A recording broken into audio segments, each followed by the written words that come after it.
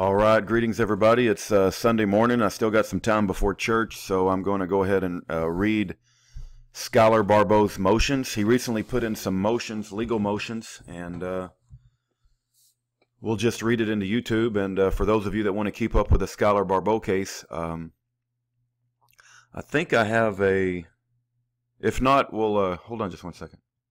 All right, greetings everyone. This is Rudy. It's April the 30th, the year 2017, and we've got a few minutes before church, so I thought I would knock out yet another video. This one is on Schuyler Barbeau. For those of you that want to keep up with this Patriot political prisoner, he's an American hero as far as I'm concerned, has been unjustly targeted because he was very bold and outspoken for his belief systems regarding the Second Amendment, freedom, liberty. He's written a lot of writings. That is his address. I pray that you guys take the time to write him a letter, communicate with him directly.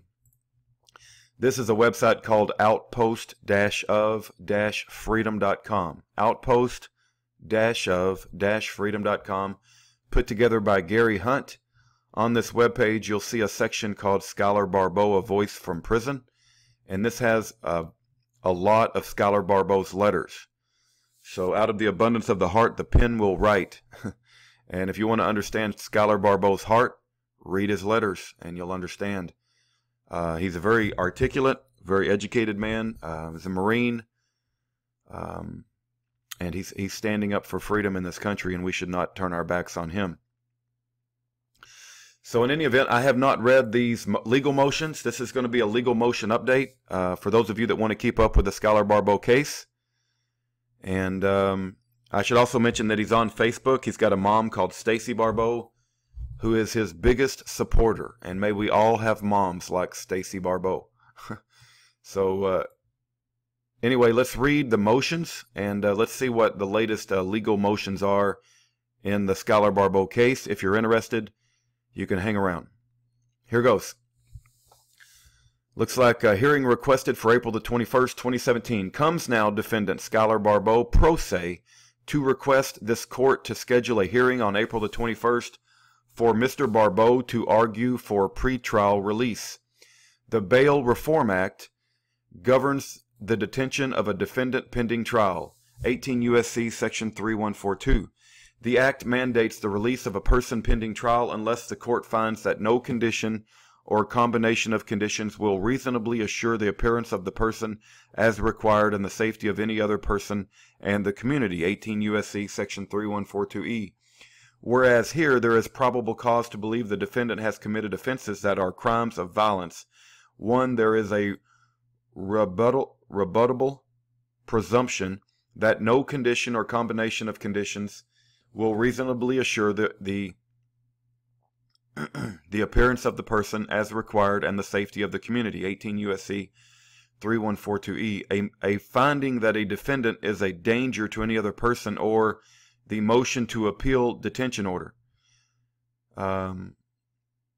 Community must be supported by clear and convincing evidence, 18 U.S.C. 3142 F2B.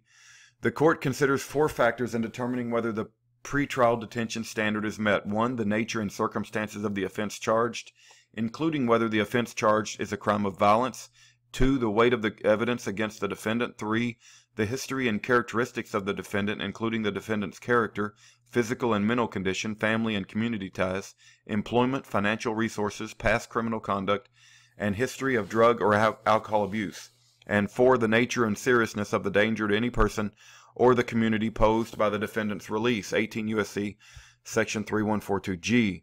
See also United States v. Windsor, United States v. Motamedi.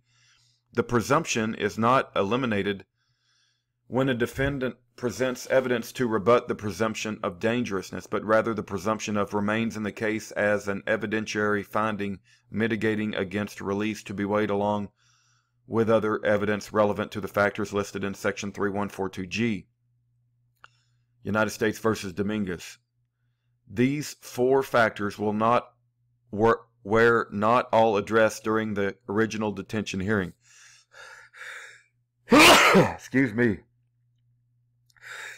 Excuse me. The only thing Mr. Barbeau's public defender addressed was his criminal history, and the magistrate did not ask any questions about anything. Mr. Barbeau would like an opportunity to address these factors and to be heard. As Mr. Barbeau is representing himself now, he needs an environment that is more efficient and conducive to preparing his defense. The environment in the Federal Detention Center is extremely difficult to work in, and the schedule with the Bureau of Prison Staff does not allow adequate time and access to resources such as typewriters and copy machines to efficiently prepare motions and other legal documents. Mr. Barbeau needs to be released from pretrial detention so that he may have every advantage to properly prepare his defense. Dated this 20th day of April 2017. All right, so that's the first motion. Let's go to the second one. The Honorable Richard A. Jones, government's response to the defendant's appeal of his detention order. The United States of America by and through Annette L. Hayes, boo, United States Attorney for the Western District of Washington, and Thomas M. Woods, boo, and Jessica Manca, boo, Assistant United States Attorneys for said district, respectfully responds to the defendant's motion to appeal detention order, docket number 76. To reopen a detention hearing, the Bail Reform Act requires a judicial determination that new information not known to the movement at the time of the original detention hearing bears on the issue of release. Barbeau has not identified any such information, and his motion should be denied on that ground alone. On the merits, Barbeau's challenge to the pretrial detention order should be denied because the government has met its burden to show that Barbeau's release poses a danger to the community and to the administration of justice. Background. On June the 5th, 2015, the Seattle Division of the Federal Bureau of Investigation received an information about threats that Schuyler Barbeau had made against law enforcement officers and other public servants. Complaint at 5, docket number 1. Through further investigation, the FBI learned that Barbeau possessed a fully automatic short-barreled rifle that he intended to sell for $5,000. Barbeau wanted to use the proceeds of the sale to purchase a rifle capable of firing 7.62 millimeter rounds, which he believed would be more effective in shootouts with law enforcement. Barbeau was charged by complaint on December the 2nd, 2015, and arrested on December the 7th, 2015. The government moved to detain him in custody pending trial, and detention order was issued after hearing a December 14th, 2015. On February the 25th, 2016, the grand jury returned a 2-count superseding indictment charging Schuyler Barbeau with an unlawful possession of an unregistered short-barrel rifle and machine gun in violation of the National Firearms Act, 26 U.S.C. Section 5861D, 5845A36, i.e. Count 1, and unlawful possession of a machine gun in violation of Title 18 United States Code, Section 922, Count 2. Argument. Barbeau has no valid basis to reopen his detention hearing. The Bail Reform Act is premised on the idea that a person has one opportunity for a detention hearing before trial unless a judicial officer finds that information exists that was not known to the movement at the time of the hearing and that has a material bearing on the issue whether there are conditions of release that assure further court appearances and safety of the community. 18 U.S.C. Section 3142F. Absent such a limitation, there would be no end to the litigation regarding a defendant's detention status. Barbeau's motion to reopen his detention hearing should be denied on procedural grounds alone. He has not presented new information unknown at the time of his original detention hearing that bears on the issue of his likelihood to appear for court or the danger that he poses to the community's safety. Rather, he seeks to prepare his defense in a different environment than the Federal Detention Center. This is not a factor that bears on his release.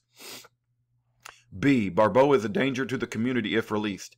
Barbeau is charged with possessing an illegally fully automatic assault rifle, which he tried to upgrade to a rifle that would be more effective in shootouts with law enforcement. His actions came to light through a confidential human source, CHS, known to Barbeau, who has already been threatened in connection with this case. These facts alone establish why Barbeau is a danger to the community and to the administration of justice if released. As his statements before and after arrest make clear, Barbeau does not intend to abide by authority or laws that he disagrees with, particularly laws that implicate his right to keep and bear firearms. That core belief system raises a serious concern about whether Barbeau would abide by a pretrial condition of release that prohibits the possession of firearms and other dangerous weapons. Furthermore, Barbeau believes that acts of violence against law enforcement officers and other innocent public servants is a permissible defense of his constitutional rights. In October 2015, he wrote, "Thing is, I'm not going to prison or court. Once you're disarmed, they can do whatever they want. I don't care what a warrant says. I have not injured anybody. It's only a matter of time, though. They have to stop me somehow. I'm a major player in the real fight against tyranny, and since I'm so willing to do everything, since I'm so willing to do everything they say is illegal.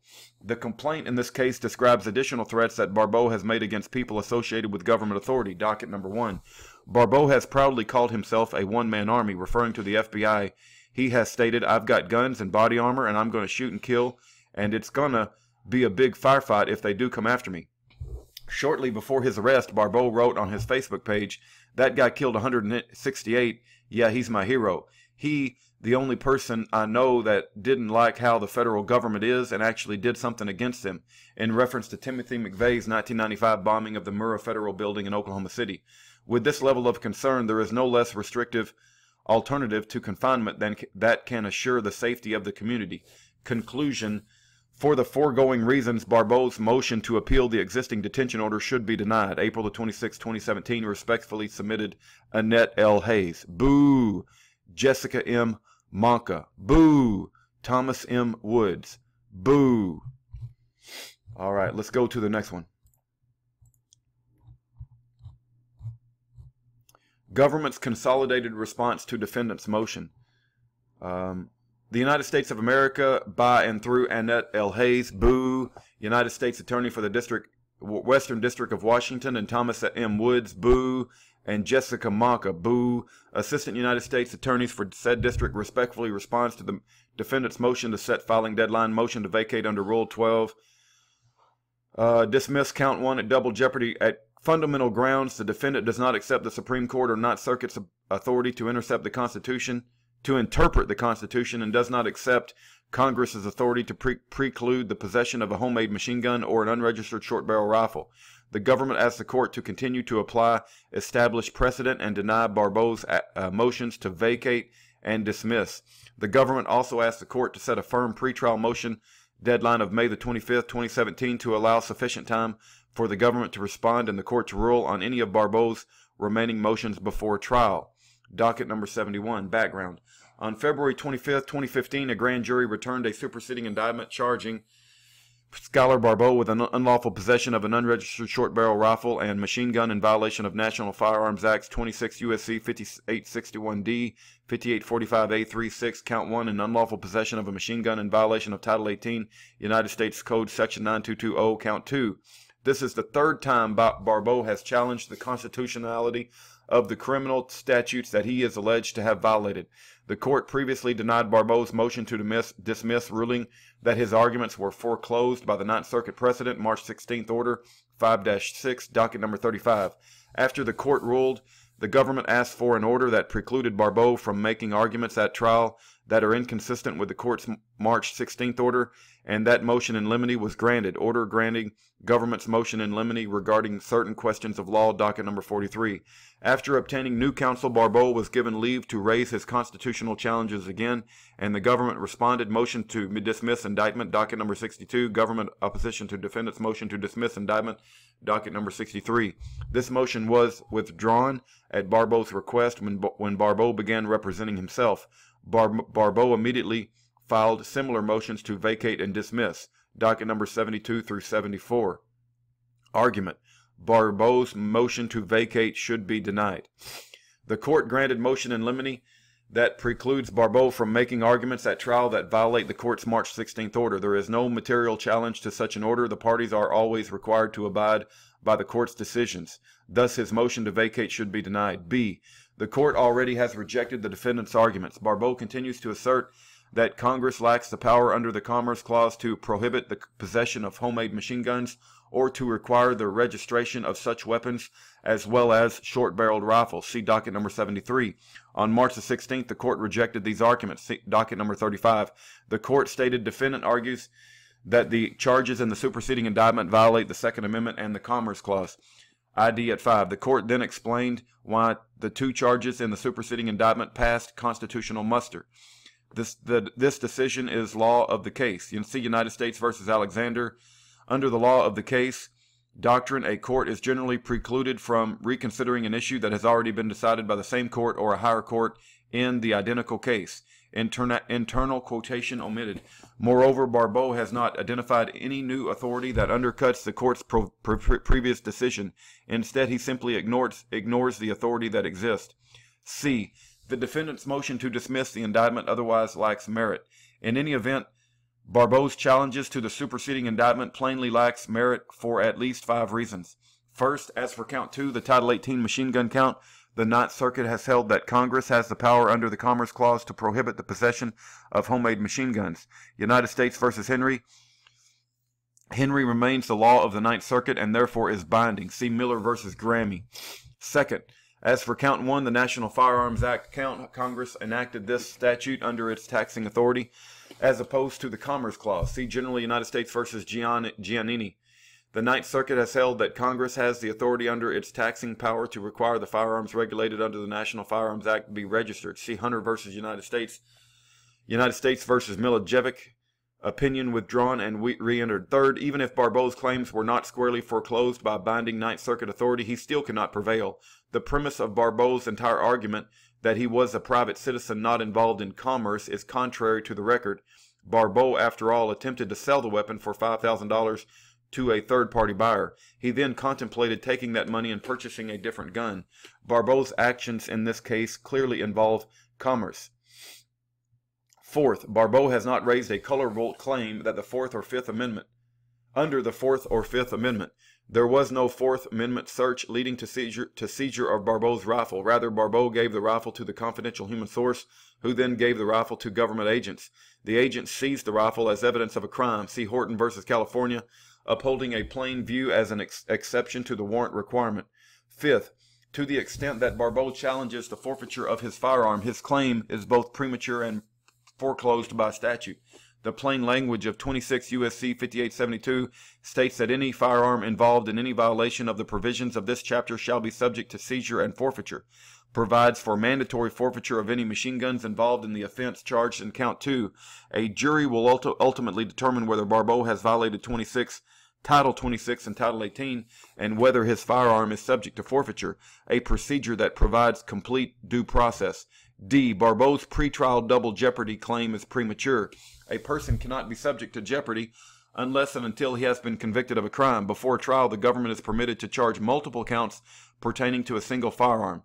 The question of whether those charges are duplicative is resolved after conviction.